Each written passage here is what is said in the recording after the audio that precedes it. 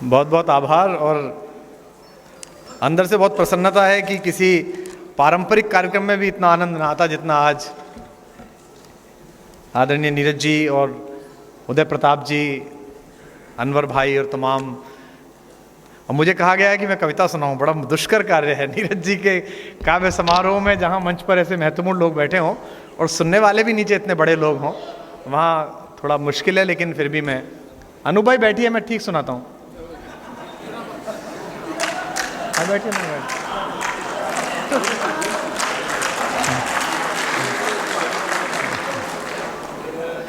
जिस काम के लिए जा रहा था 15 मिनट बाद चले।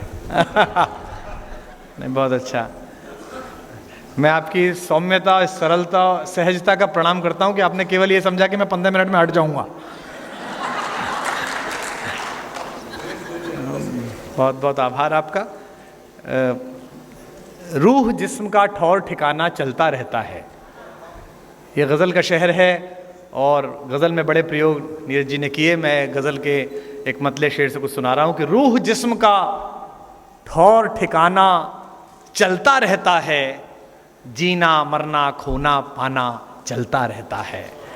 रूह जिस्म का ठौर ठिकाना चलता रहता है, जीना मरना खोना पाना चलता रहता है। शेर सुने अहले लखनऊ और आपकी दाद मुझे मिले, थोड़ा मुखर हो जाएं कि सुख दुख वाली चादर घटती बढ़ती रहती है।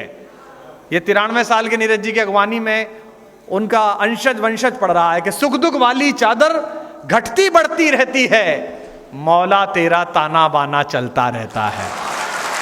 मौला तेरा ताना बाना चलता रहता है। और नौजवान लोग इस हॉल में मुझे दिख रहे हैं कि इश्क करो तो जीते जी मर जाना पड़ता है। शेर सुनिएगा कि इश्क करो तो जीते जी मर जाना पड़ता है। आदरणीय उदय प्रताप जी, इश्क करो तो जीते जी मर जाना पड़ता है, मरकर भी लेकिन जुर्माना चलता रहता है। मरकर भी लेकिन जुर्माना चलता रहता है।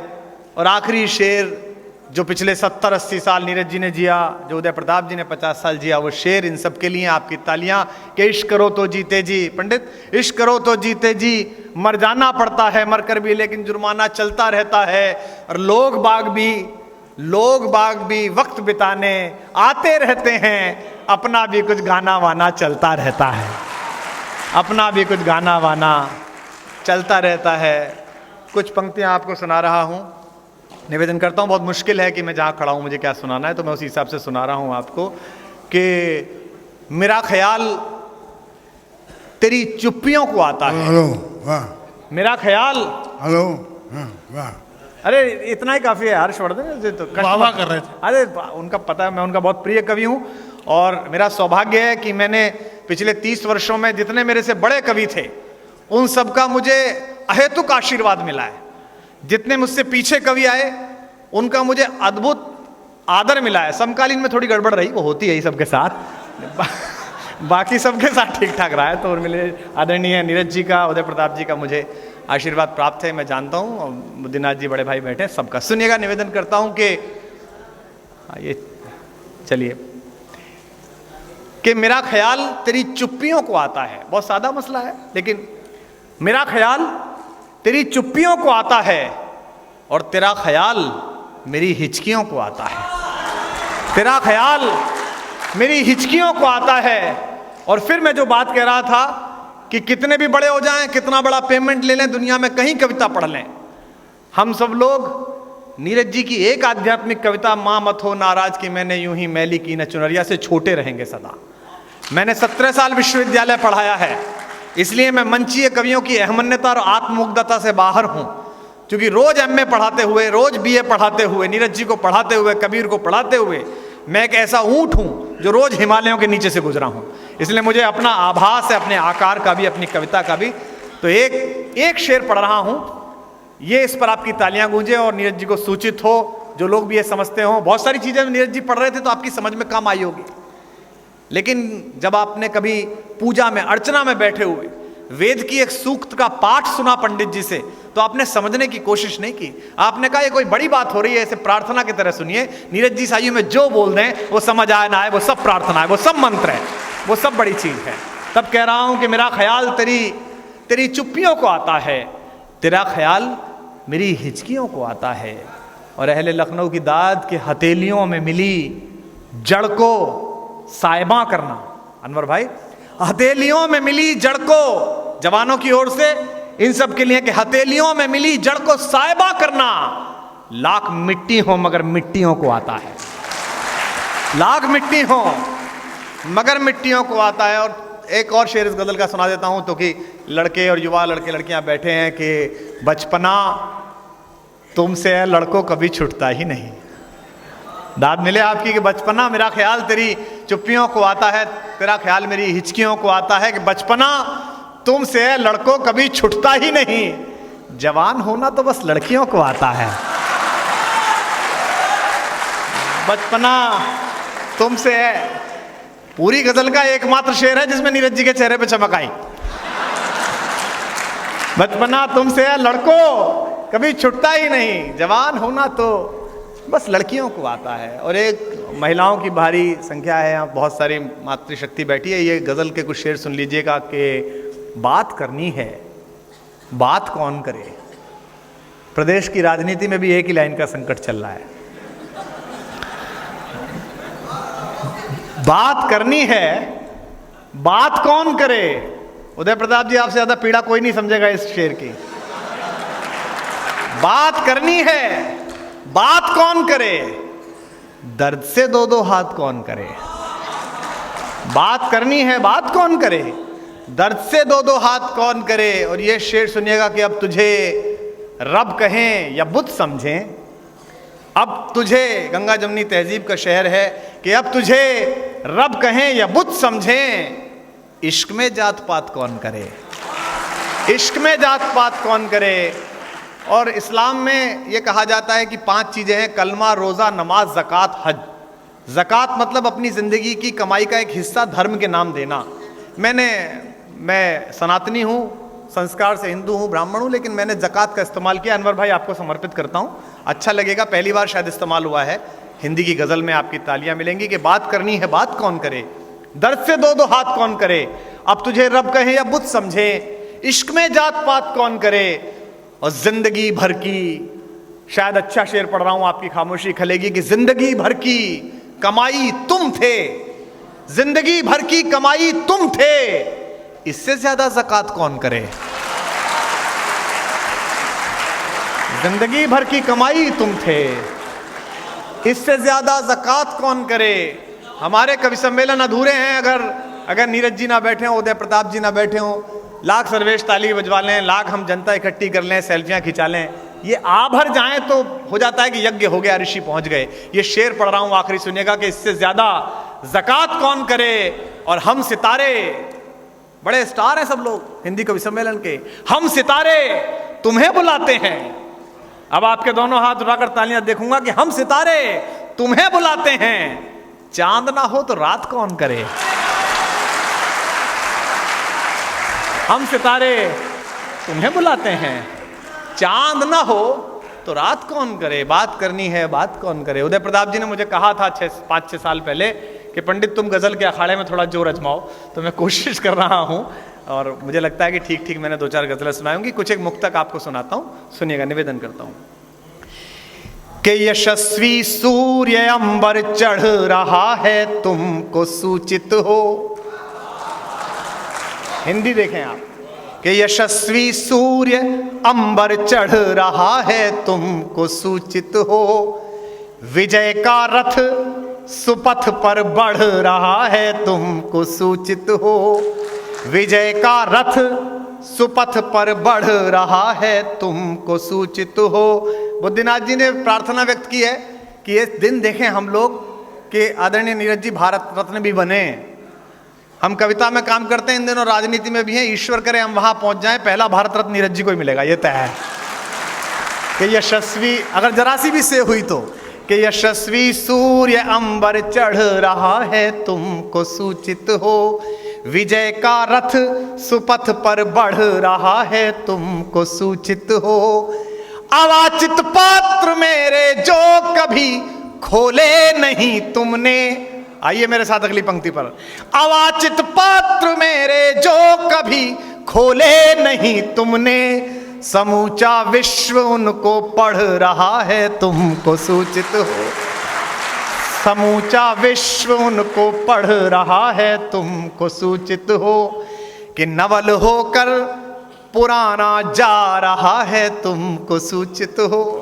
लोगों को 50-50 साल हो गए नीरज जी को ऐसी जुल्फों में देखते हुए। नवल होकर पुराना जा रहा है, तुमको सूचित हो। और अगली पंक्ति पर फिर उन्हें आप शुभकामनाएं दीजिए उत्तम स्वास्थ्य की, दीर्घ जीवन की, अपनी तालियों से वाह से कि नवल होकर पुराना जा रहा है, तुमको सूचित हो। पुनः यौवन सुहाना आ रहा है, तुमको सूचित हो। पुनः यौवन सुहाना आ रहा है, तुमको सूचित हो। जिसे सुनकर कभी तुमने कहा था मौन हो जाओ। ये क्या गाते रहते हो? अगली पंक्ति पर फिर आपकी तालियां गूंजे। जिसे सुनकर कभी तुमने कहा था मौन हो जाओ, वो धुन सारा जमाना गा रहा है, तुमको सूचित हो। वो धुन सारा जमाना गा रहा है, तुमको सूचित हो। एक कुछ मुक्तक और सुना देता हूँ, लोकप्रिय मुक्तक, जब तक आप सुनेंगे नहीं तो कुछ युवा जो आए हैं। एक गजल के लिए सरिता जी कह रही है, वो मैं सुना देता हूँ आपको। और अब 93 वर्ष नीरज जी, मैं सोचता हूँ कई बार अकेले में जब इनके साथ सफ़र करता हूँ कि क्या आशा अपेक्षा बची होगी नीरज जी के मन में। बड़े बड़े राज दरबार झुकते हुए देख लिए, बड़े बड़े लोग देख लिए, पूरी दुनिया देख ली।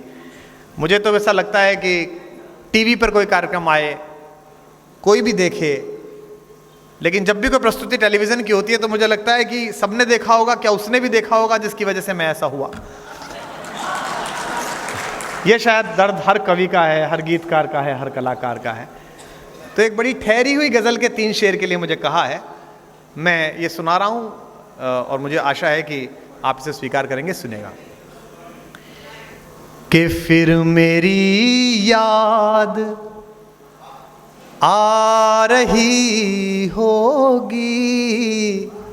और याद आने पर उसने क्या किया होगा, ठीक से लगे तो जरा जगाइए कि फिर मेरी याद आ रही होगी। इतने महनीय लोगों के सामने काव्य पाठ होता है जैसे उत्तर प्रदेश विधानसभा का कोई उच्छृंखल विधायक धर्म संसद में बोलने चला गया हो। तो आप खुद ही संभाल लीजिएगा कि फिर मेरी याद आ रही होगी, फिर वो दीपक बुझा रही होगी। फिर मेरी याद, गुनगुना लीजिए मेरे साथ, आ रही होगी, फिर वो दीपक बुझा रही होगी। मैं जहाँ रहता था जिस कस्बे में, बिलखवा में, वहाँ तीसरा घर उनका था और उसके पिताजी एक मंदिर में पुजारी थे। मैंने उस पूरे संस्मरण को एक शेर बनाया है। जब मैं किसी अच्छे काम के लिए जाता था तो वो मंदिर से टीका लगवा के जाता था। इस शेर को सुनिए, इसमें स्मरण अलंकार भी है, उल्लेख अलंकार भी है। मंच को समर्पित करता हूँ कि फिर मेरी याद आ रही होगी, फिर वो दीपक बुझा रही होगी। लखनऊ वालों, अपने बेटे का चूम कर माथा, चित्र देखें, अपने बेटे का चूम कर माथा, अपने बेटे का चूम कर माथा, मुझको टीका लगा रही होगी। फिर मेरी याद आ रही होगी, फिर वो दीपक बुझा रही होगी। शेर सुनिए। फिर उसी ने उसे छुआ होगा, रात मिले आपकी, फिर उसी ने उसे छुआ होगा, फिर उसी ने उसे छुआ होगा, फिर उसी से निभा रही होगी। फिर मेरी याद आ रही होगी, फिर वो दीपक बुझा रही हो। एक लफ्ज़ है जिस्म और एक है रूह।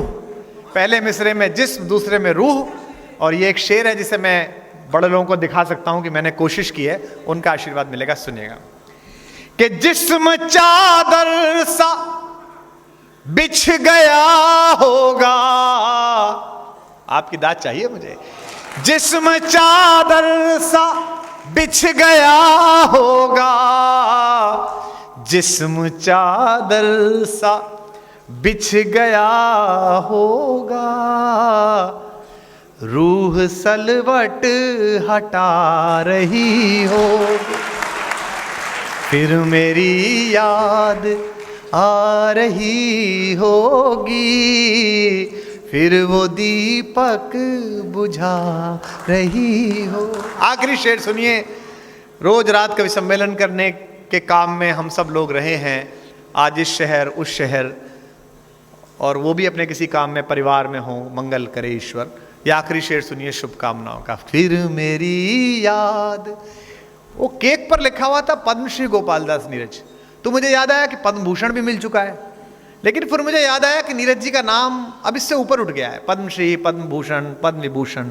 आज सुबह मैं देख रहा था इंटरनेट, तो मेरे स्टाफ के एक आदमी ने कहा कि सर आप इनको फोन करके कहिए ये एनिवर्सरी नहीं है, ये तो उनका बर्थडे है। मैंने कहा जब आदमी जीते जी लीजेंड हो जाए तो उसका हर जन्मदिन एनिवर्सरी हो जाता है।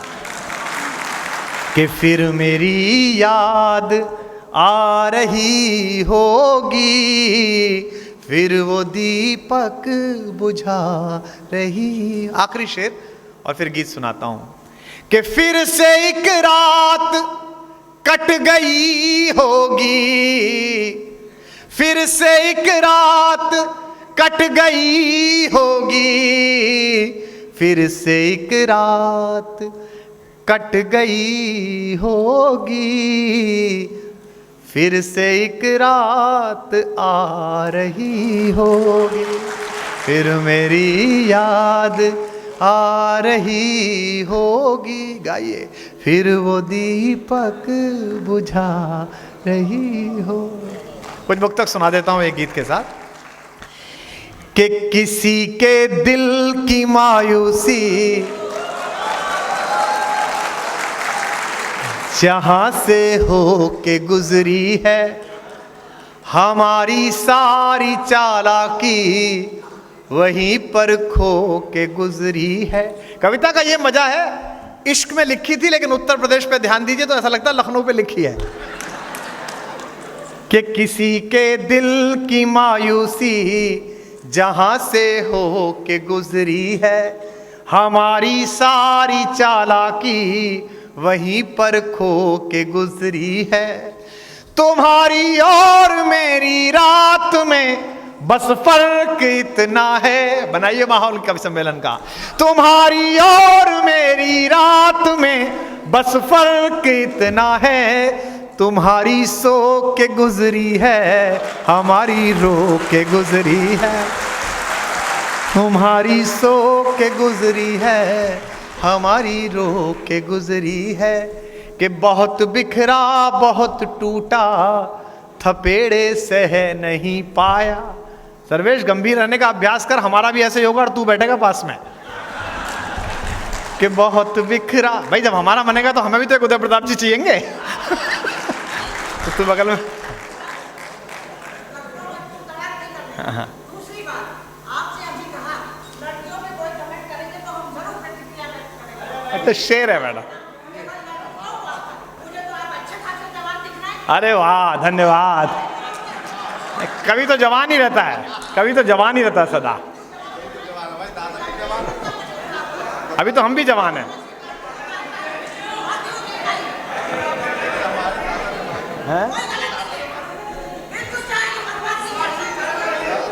बहुत माता जी जवान, अच्छा भाई जवान होना लड़कों को भी आता है, चलो हमको भी आता है। कि बहुत बिखरा बहुत टूटा, थपेड़े सह नहीं। सरिता जी बैठिए। नहीं, आपको अलग लग रहा है, मुझे अभ्यास है इसका। अच्छा ठीक है। सर्वेश को सूचना दे रहा है, इसमें बैठ, कोई दिक्कत नहीं। बहुत बिखरा बहुत टूटा थपेड़े सह नहीं। अगर ये सब ना हो तो फिर मैं काहे का।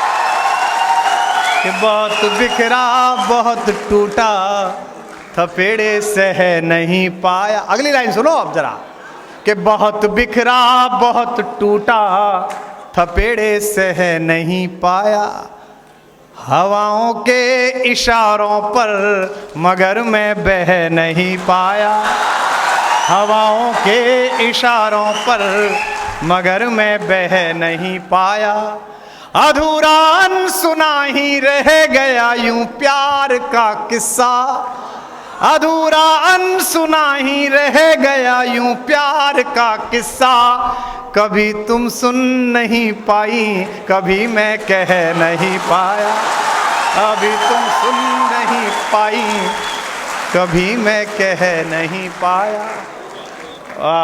नीरज जी का जन्मदिन है, 4 पंक्तियां आपको और सुनाता हूँ, निवेदन करता हूँ कि मोहब्बत एक एहसासों की पावन सी कहानी है, कभी कबीरा दीवाना कभी,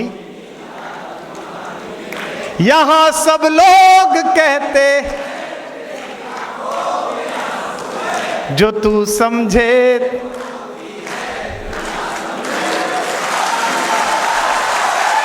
तो तू समझे तो मोती है। हम 2007 में शारजाह गए थे, शारजाह। तो ये हमारी बड़ी बहन सरिता जी ये भी थी। तो वहाँ हमको एक पाकिस्तान के शायर मिले, उन्होंने हमसे कहा कि आपका नाम कुमार विश्वास है। मैंने कहा हाँ जी, पासपोर्ट में तो यही लिखा हुआ है। और मैंने कहा हमारे यहाँ तो एक ही बनता है। तो बोले कि माशाल्लाह माशाल्लाह, आप हमारे यहाँ भी बड़े मशहूर हैं। इस्लामाबाद कराची में लड़के मोबाइल में आपको लेके घूमते हैं, गाते हैं। मैंने कहा जी शुक्रिया। बोले पर आपसे हमें एक शिकायत है। मैंने कहा जी वो तो 47 से ही है आपको। बोले नहीं नहीं नहीं नहीं, हमसे आपकी शायरी को लेके एक शिकायत है। मैंने कहा जी बताइए। बोले देखिए, जो आपने दीवाना कहता है लिखा है, ये उर्दू के कायदे से खारिज है, खारिज। और काफ़ी नीचे से खे निकाला उन्होंने। तो मैंने कहा जी हो सकता है। तो बोले आप क्या करते हैं? मैंने कहा जी मैं पढ़ाता हूँ, विश्वविद्यालय में हिंदी पढ़ाता हूँ, हिंदी का मास्टर हूँ। तो बोले पर ये उर्दू के कायदे से खारिज है। फिर उन्होंने कहा, मैंने कहा जी हो सकता है। बोले आपने पूछा नहीं क्यों खारिज है? मैंने कहा बता दीजिए। तो बोले इसमें बादल पागल और दिल का काफिया नहीं मिलता, काफिया। मैंने कहा जी नहीं मिलता होगा। फिर बोले आप समझे नहीं, ये खारिज है। मैंने कहा भले आदमी, हमने हिंदी में लिखा, स्विमिंग पूल हमारा चड्डी बनियान तुम्हारे क्यों भाई? हिंदी की मुक्तक में मिलता है, तो हम जिस भाषा संस्कार के हैं उसी में पढ़ेंगे। और मैंने जब पढ़ा तो आपकी तरह लोगों ने गाया, तो मैंने पीछे मुड़ के आंख मारी। मैंने कहा और मिलाऊं कि मिल गया काफिया? तो जो जन स्वीकार्य है, जो लोक में नहीं है, वो परलोक के समय भी याद नहीं रखा जाएगा। नीरज जी लोक में है इसलिए सदा है। सब पंक्ति पढ़ रहा हूं, सुनेगा। कि कोई दीवाना कहता है, कोई पागल समझता, मगर धर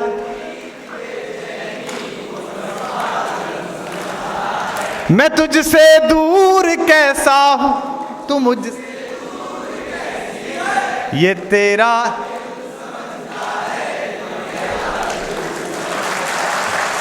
एक आखिरी गीत सुन लीजिएगा। कवि क्या है, वो कब तक रहेगा। एक आखिरी गीत आपको सुनाकर फिर मैं अन्य लोग आपको सुनाएंगे। बहुत बहुत आभार कि आप, मैं सुना देता हूँ। राधा पर मैंने 2 छंद लिखे, उनमें से एक छंद सुन लीजिए। पहला, कि हो काल गति से परे चिरंतन। राधा का आप पहली बार, तीनों आप पहली बार सुन रहे हैं। मेरा सौभाग्य है कि अनूप जी सुन रहे हैं। हो काल गति से परे चिरंतन, अभी यहाँ थे अभी यहीं हो। राधा कृष्ण के बारे में कह रही है। जन्माष्टमी पे मैंने लिखा था ये। हो काल गति से परे चिरंतन, अभी यहाँ थे अभी यहीं हो। कभी धरा पर कभी गगन में, कभी कहाँ थे कभी कहीं हो। जरा जाग कर सुनिए। कभी धरा पर कभी गगन में, कभी कहाँ थे कभी कहीं हो। तुम्हारी राधा को भान है तुम सकल चराचर में हो समाए। और एक पंक्ति का कष्ट और आपकी तालियों का महोत्सव। तुम्हारी राधा को भान है तुम सकल चराचर में हो समाए। बस एक मेरा है भाग्य मोहन के जिसमें होकर भी तुम नहीं हो। बस एक मेरा है भाग्य मोहन के जिसमें होकर भी तुम नहीं हो काल गति से परे चिरंतन अभी यहाँ थे। ये मैंने पढ़ा, सुबह सुनाया तो मेरी माँ ने कहा कि वो ज़्यादा उनकी शिक्षा नहीं है, लेकिन ये MBA करके जितने लोग आते हैं और कुकिंग क्लास सीख के आते हैं, 78 वर्ष की आयु में भी 20-25 परिवार जब एक साथ जुड़ते हैं हमारे, तब कढ़ी में हल्दी डालते हुए जो मेरी तरफ देखकर हल्दी डाल देती हैं, ना वो 1 मिलीग्राम नीचे उसका स्वाद हुआ ना उसका ऊपर हुआ, वो वैसा ही रखा हुआ है तब से आज तक। तो उन्होंने कहा कि राधा को कृष्ण नहीं मिले, तू ऐसा मानता है, पता नहीं क्या मूर्ख, तुझे लोग कौन कवि मानते हैं। मुझे बड़ा आश्चर्य हुआ। पिताजी तो मानते ही हैं कि मैं मूर्ख हूँ, पहली बार उन्होंने भी कहा तो मुझे शंका हुई। तो मैंने उसके परिमार्जन के लिए एक छंद लिखा। पिताजी को तो मैंने कभी भ्रम में ही रहने दिया, परिमार्जन होने नहीं दिया, लेकिन उनके लिए लिखा, सुनेगा कि न द्वारिका में मिले बिराजे। अनूप जी पता बता रहा हूं कृष्ण का। न द्वारिका में मिले बिराजे, बिरज की गलियों में भी नहीं हो। न योगियों के हो ध्यान में तुम, अहम जड़े ज्ञान में नहीं हो। न योगियों के हो ध्यान में तुम, अहम जड़े ज्ञान में नहीं हो। तुम्हें ये जग ढूंढता है मोहन, मगर इसे ये खबर नहीं है। अब एक एक रसिक की भागीदारी तालियों के साथ चाहूंगा। तुम्हें ये जग ढूंढता है मोहन, मगर इसे ये खबर नहीं है। बस एक मेरा है भाग्य कान्हा, अगर कहीं हो तो तुम यहीं हो। बस एक मेरा है भाग्य कान्हा, अगर कहीं हो तो तुम यहीं हो। एक गीत आखिर में सुन लीजिए, विदा दीजिए। कवि कौन है? ये नाम है पद्म भूषण गोपाल दास, नीरज आदरणीय उदय प्रताप जी, बुद्धिनाथ जी, अनवर जलालपुरी साहब, सर्वेश। अब मैं तुझे आप कहूँगा कल से। अब हमारी दिक्कत क्या है कि किसी और पार्टी के आदमी से आप कह दो, वो तू तड़ाक पोतर आता है। तो मेरा बहुत पुराना जघन्य अनन्य मित्र है। मैं एक गीत सुनाता हूँ, कवि कौन है और वो कब तक रहेगा, सुनिए। कि संबंधों को अनुबंधों को परिभाषाएं देनी होंगी, होठों के संग संग नैनों को कुछ भाषाएं देनी होंगी।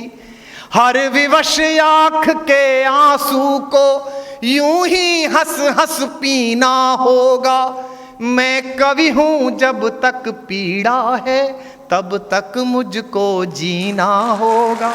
अनुबंधों को संबंधों को परिभाषाएं देनी होंगी, होठों के संग संग नैनों को कुछ भाषाएं देनी होंगी। हर विवश आँख के आंसू को यूं ही हंस हंस पीना होगा। मैं कवि हूँ जब तक पीड़ा है, तब तक मुझको जीना होगा। अनुबंधों को संबंधों को। पहला बंद सुनिए। मनमोहन के आकर्षण में भूली भटकी राधाओं की। दाद मिले आपकी। मैं किसकी कहानी सुनाता हूं कवि होकर। मनमोहन के आकर्षण में भूली भटकी राधाओं की, हर अभिशापित वैदेही के पथ में आती बाधाओं की। मनमोहन के आकर्षण में भूली भटकी राधाओं की, हर अभिशापित वैदेही को पथ में मिलती बाधाओं की। दे प्राण देह का मोह छुड़ाने वाली हाड़ा रानी की, मीराओं की आंखों से झरते गंगा जल से पानी की। मुझको ही कथा संजोनी है, दाद मिले, मुझको ही कथा संजोनी है, मुझको ही व्यथा पिरोनी है। स्मृतियां घाव भले ही दें, मुझको उनको सीना होगा। मैं कवि हूँ जब तक पीड़ा है, तब तक मुझको जीना होगा। अनुबंधों को संबंधों को, बंद सुनिएगा। जो सूरज को पिघलाती है, व्याकुल उन सांसों को देखूं।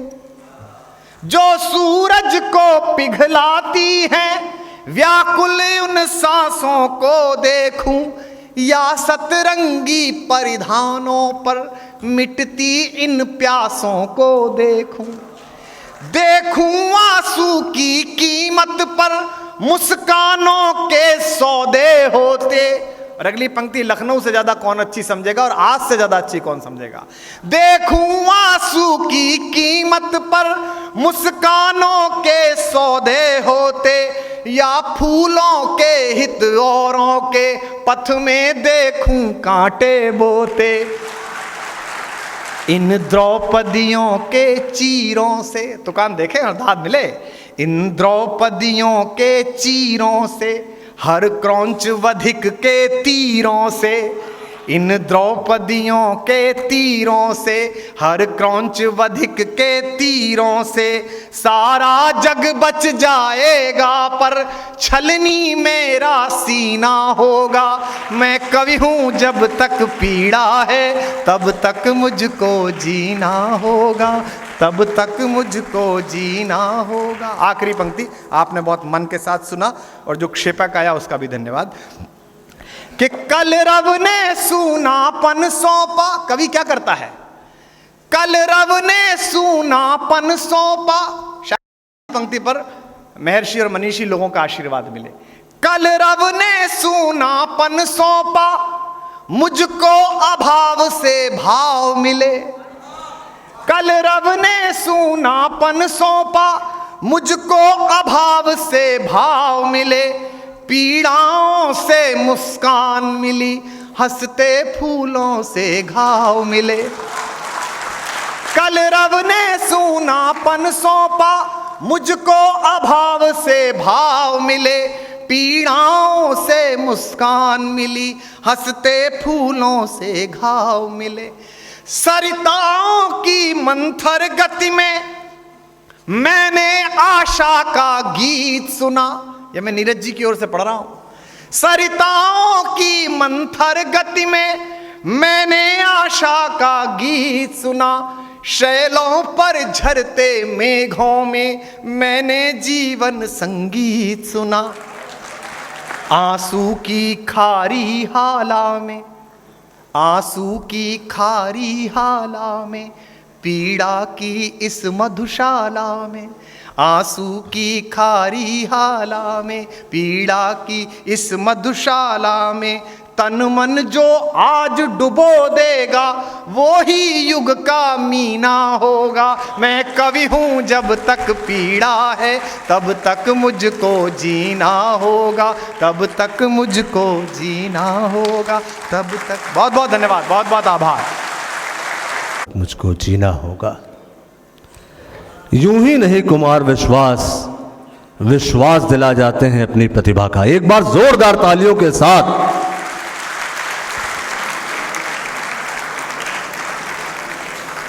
जितने भी लोग इस प्रेक्षागृह में बैठे हैं, मैं दावे के साथ कह सकता हूं कि ऐसा कोई नहीं होगा कि जिसने प्रेम ना किया हो।